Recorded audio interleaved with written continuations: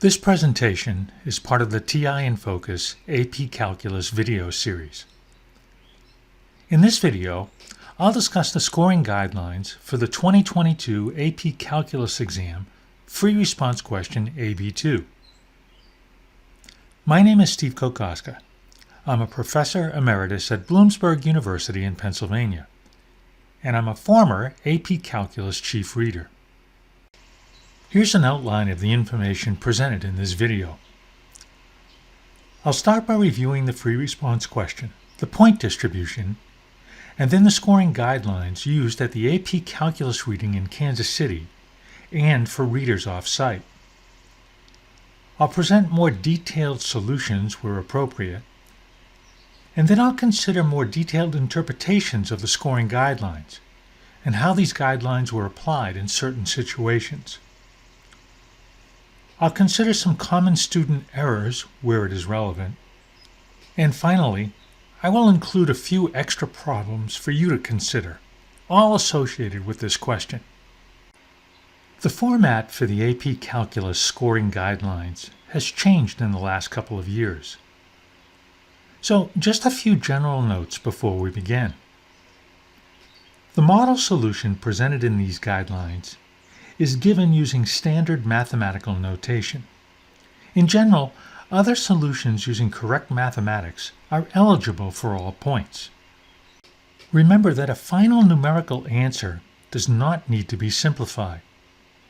If a response includes an error in simplification, then the response will most likely lose a point.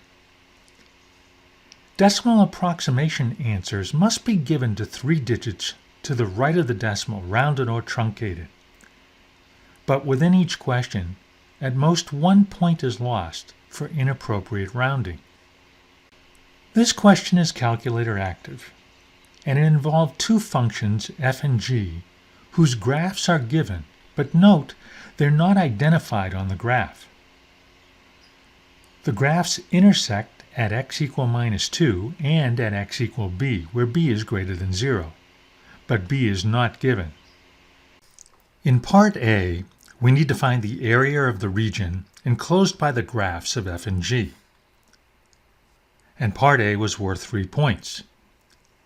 The first point was for the correct integrand. The second point was for using the correct limits of integration, minus 2, and the value of b. And the third point is for the final answer, 3.604 rounded or 3.603 truncated. Let's look at the solution a little bit more closely using technology. Now I'm going to be using the TI-Nspire CAS calculator. On this screen, first I defined the functions f and g. Next, I found the x value at the point of intersection. I use the calculator command zeros here because the solutions are placed in a list. I can then refer to items in that list, and here in this step, I stored the only value in the variable b. And just to double check my answer, and to see a better illustration, I graphed both f and g, and found the point of intersection on this graph screen. To find the area enclosed by the graphs of f and g, I need to evaluate this integral.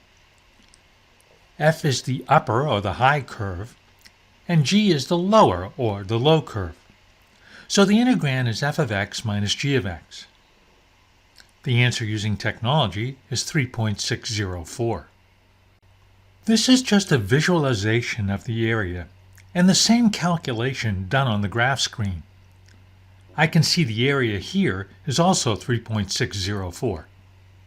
So, a succinct response for full credit on this question is simply the value of b is equal to 0.781975, and the integral is 3.604.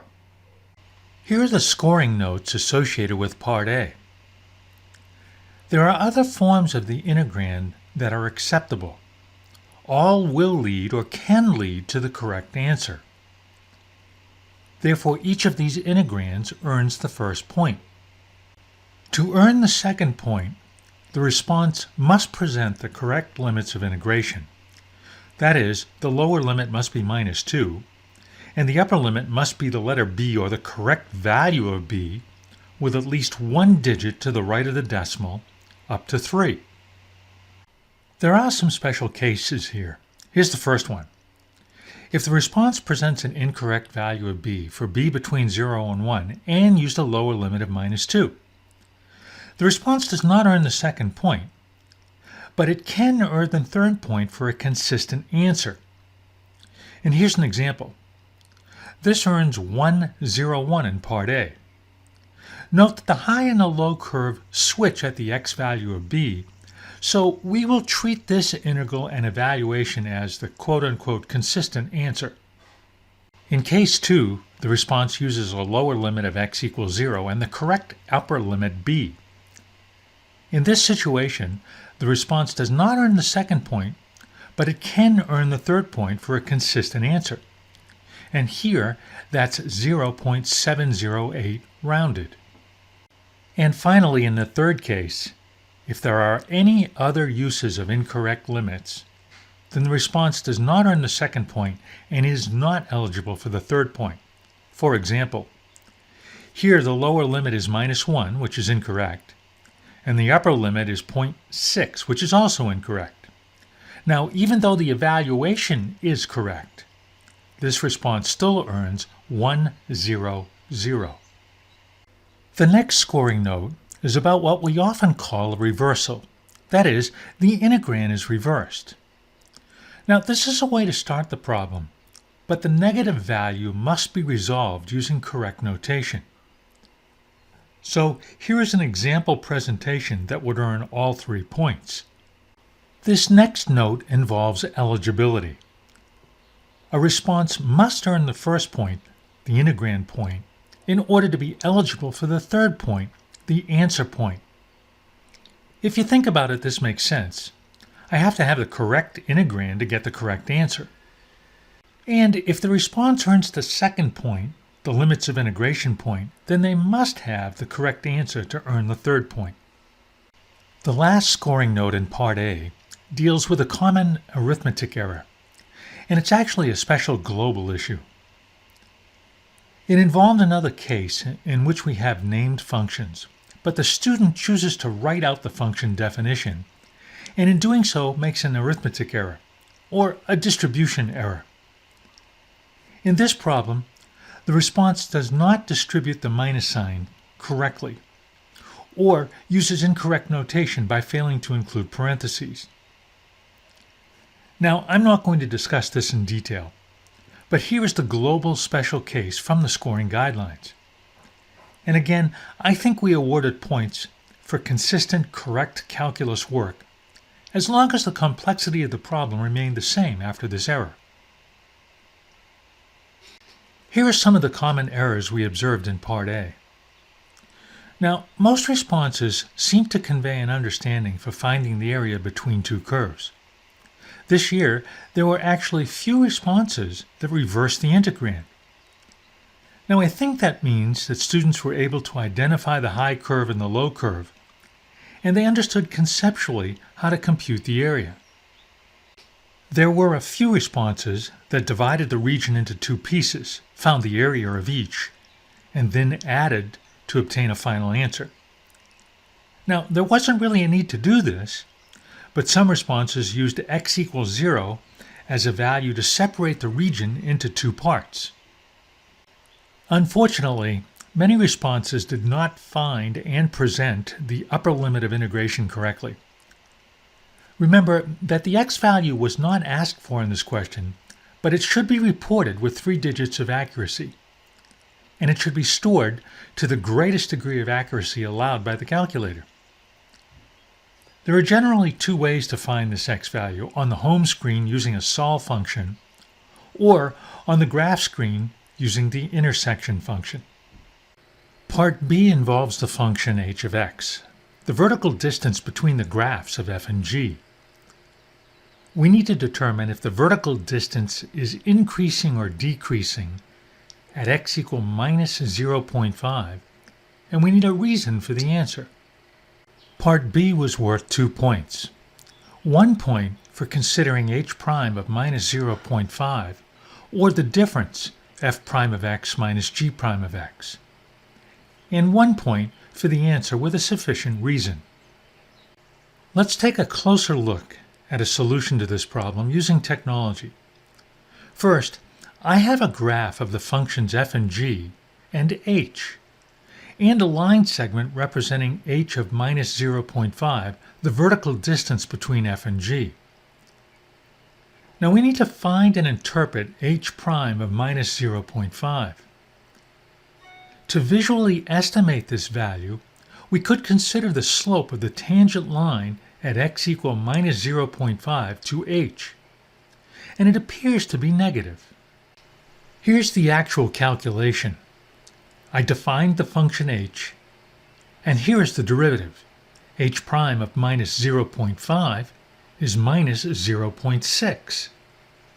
So let's put all of this together into a reasonable presentation of the solution to this problem. I defined the function h, the vertical distance between f and g, at x. Here's the derivative of h, the difference of the derivatives. And I evaluated h prime of minus 0.5 using technology.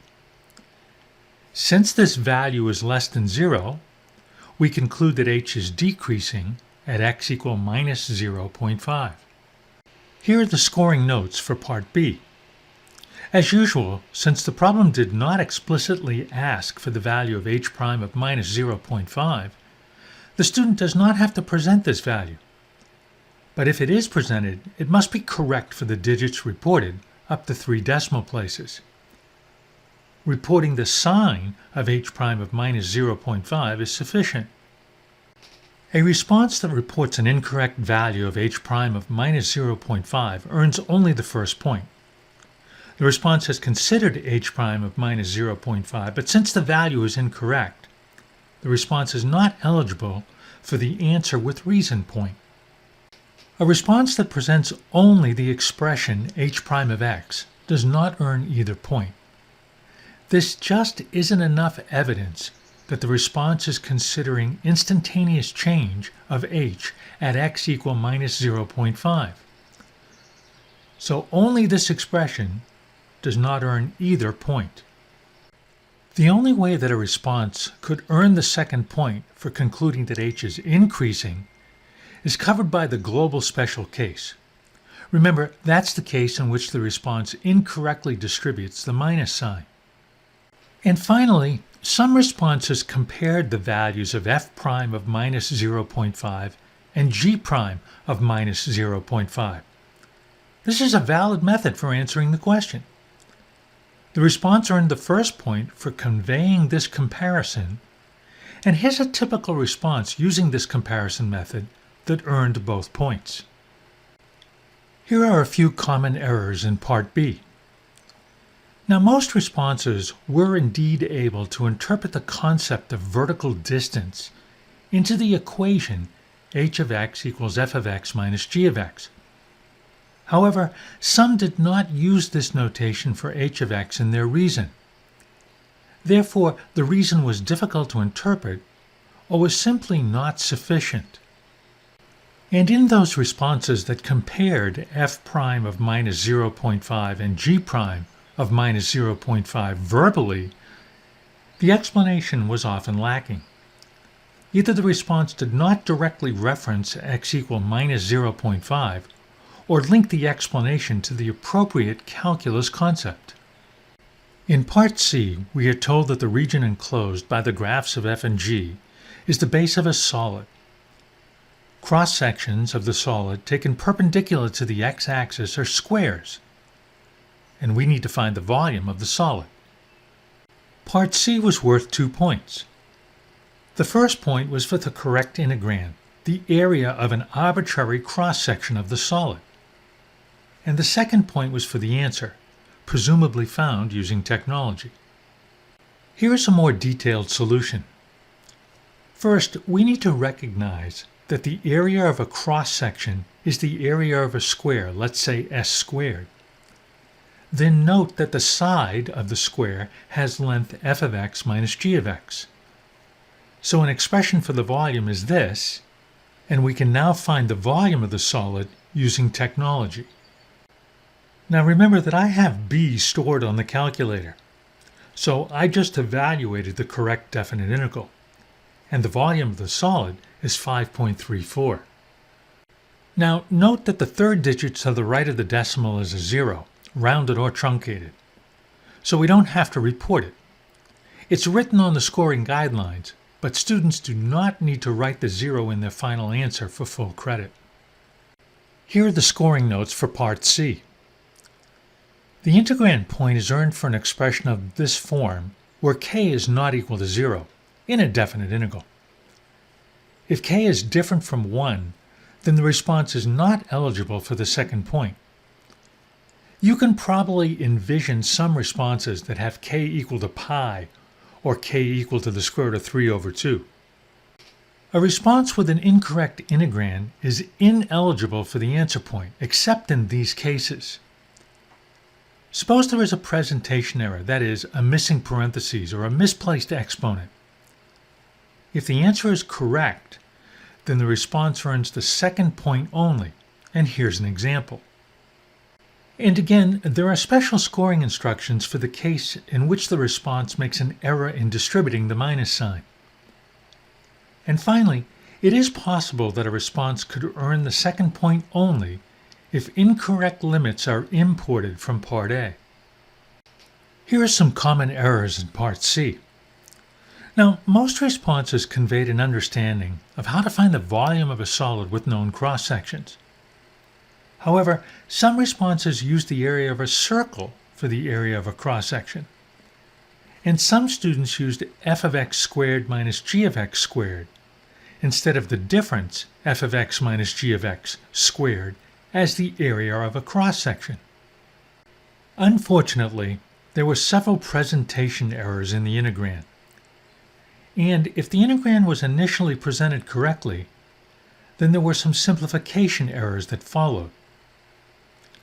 However, if the correct definite integral was presented, then the majority of responses evaluated this expression correctly using technology. In Part D, a vertical line is passing along the base of the solid described in Part C, and we know the rate at which the line is moving. We need to find the rate of change of the area of a cross-section with respect to time when the vertical line is at the position x equal minus 0.5. Part D was worth 2 points. The first point was for using the chain rule, essentially for recognizing that a is a function of x and x is a function of t, and for correctly considering the derivative of a with respect to t. And the second point was for the answer. Note that no explanation or reason was necessary here, just the numerical answer. Here's a little bit more detailed solution. First, recall that the expression for the area of a cross-section from Part C is this. And we need to understand that x is a function of time t in this part. So the derivative of a with respect to t is dA dx times dx dt by the chain rule. Note that I could have used the expression for a here, f of x minus g of x. Now, I'm simply going to use the calculator to find a prime of minus 0.5 and then multiply by 7, the value of dx dt, to obtain the final answer. And here's how I used the TI-Nspire to get this answer. Remember, I already have f and g defined. I defined a new function a, and then I found the derivative of a at x equal minus 0.5 and multiplied by 7. The cross-section above the line at x equal minus 0.5 is changing at a rate of minus 9.272 square units per second. Note that we are not given any units in this problem, and none were expected in the final answer. Here are the scoring notes for Part D. The first point is earned for evidence of correct use of the chain rule.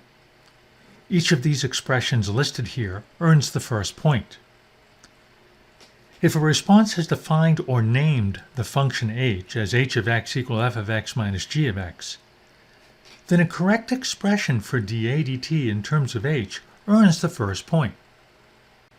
A response may import a function a declared in part C. The answer must be consistent to earn both points in part D. And a response that presents an incorrect function for a not imported from part C can only earn the first point in part D, that is, for correctly using the chain rule. The second point in part D can only be earned with either the correct answer or a consistent answer obtained from an imported incorrect expression for A. And finally, a response that does not earn the first point is ineligible to earn the second point, except in the special global case of a minus sign distribution error. Here are some of the common errors in part D. Well, first the good news. Most responses were able to interpret the phrase in the question, "The vertical line is moving at a constant rate of 7 units per second," as dx dt. However, many responses did not convey a sufficient understanding that the cross-sectional area was also a function of t, and that the chain rule should be used to compute dA dt. And finally, many responses expressed the cross-sectional area as a function of a new variable, often s, and then used the chain rule to find dA dt. However, these responses usually did not convey that s is a function of x, and therefore did not express s as f of x minus g of x. Here are a few additional questions to consider that use the information presented in this problem. I won't read through all of these, but I think there are some good problems here, most that require the use of technology. During the actual AP Calculus reading, readers review the scoring guidelines, discuss this document with a table leader, and then learn more about scoring the problem by working through training feedback samples.